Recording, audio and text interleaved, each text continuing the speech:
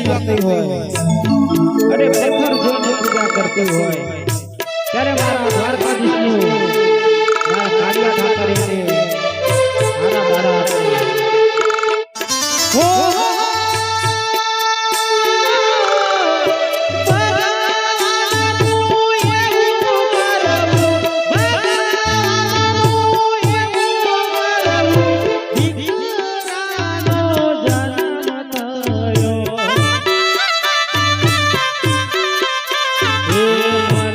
હૈયા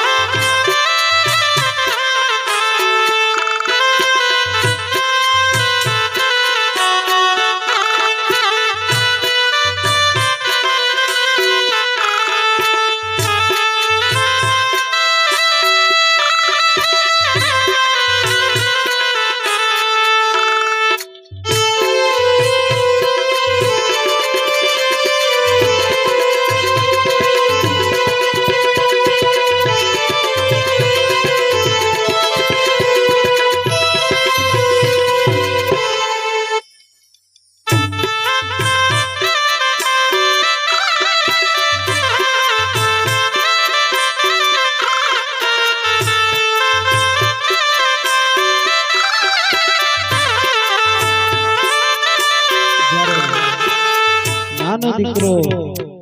જ્યારે સાપરામાં રહેતા હોય અને જ્યારે પાણી પડે ત્યારે માં બેનામાં હોવી પોતાના સંતાનને ગોદડામાં હોવાડે એ તો જેમ માં હોય એને વેદનાની ખબર હોય.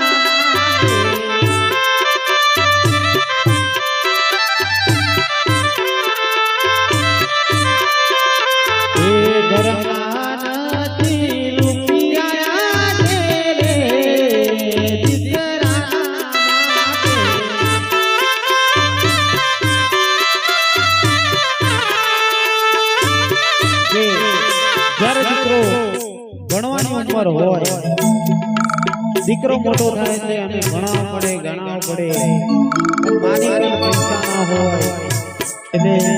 હવે કેવું કીધું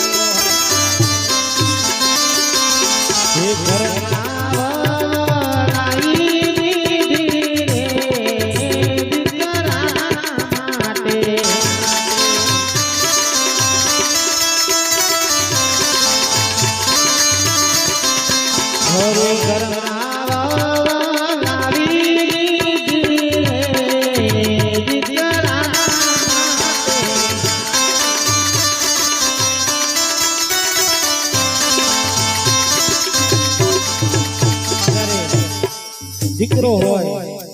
અને જ્યારે લહાણમાં કોલેજ કરતો હોય ત્યારે છોકરી સાથે એને પ્રેમ થઈ ગયો પછી એ છોકરીએ છોકરાને એવું કીધું કે તું મને કેટલો પ્રેમ કરે તો એને જવાબ આપ્યો કે તારા માટે તો મારો જીવ પણ આપી દઉં હા જીવ પણ આપી દઉં ત્યારે છોકરીએ એટલું કીધું કે મારે તારો જીવ નથી જોતો તારા મારા બીજો કોઈ જીવ જોઈએ તો એને કીધું કે જો તું મને સાચો પ્રેમ કરતો હોય અને હું તારી સાથે લગ્ન કરું તો તારે મારું એક કામ કરવું પડશે તો દીકરો બોલ્યો કે 1000 કામ કરું ત્યારે એની પ્રેમિકા એને કહે છે કે તું સાંજે ઘરે જા અને તારી માનું કાળજું કાઢી અને તું મારી સાથે આવ પછી હું તારી સાથે લગ્ન કરું બસ ખાલી આટલી જ વાત તું મારી વાત જોજે હું સવારે મારી માનું કાળજું કાઢી અને તારી સામે લઈને આવી જઈશ પછી દીકરો રાત પડી 7 વાગ્યા પણ ઘરે ના પહોંચ્યો એટલે એની માં એની ચિંતા કરતી હોય કે શીરો બનાવી હવે મારો દીકરો આવે ને શીરો ખવડાવો પછી શીરો ખાવાની વાત જોઈ બેઠી હોય માં અને દીકરો હાથમાં ખંજર લઈ અને ઘરે આવે છે પછી એની માને કહે છે કે બેટા ક્યાં જઈને આવ્યો દીકરાએ કોઈ વાત સાંભળી નહીં સીધું એની માને મારી અને ખંજર મારીને કાળજું કાઢી લીધું હવે કાળજું કાઢીને ઘરની બહાર હાલતો થયો કે કાળજું પડી એમાંથી અવાજ આવ્યો કે દીકરા તને વાગ્યું તો નથી ને એટલે સરસ મજાની વાત એ છે કે પોતાની માં હોય એને લાગણી હોય પછી એ કાળજું લઈને ગયો કોઈ છોકરી જોડે પછી કીધું કે લે આ માં મારી માનું કાળજું પછી એ છોકરે કેટલો જોરદાર જવાબ આપ્યો કે હવે તો તું મારી જોડે લગ્ન કરીશ ને તો કે મૂર્ખા 9 મહિના તને પેટમાં રાખ્યો અને તું તારી માનો ના થયો તો તું પોતવાડા મારો શું થવાનું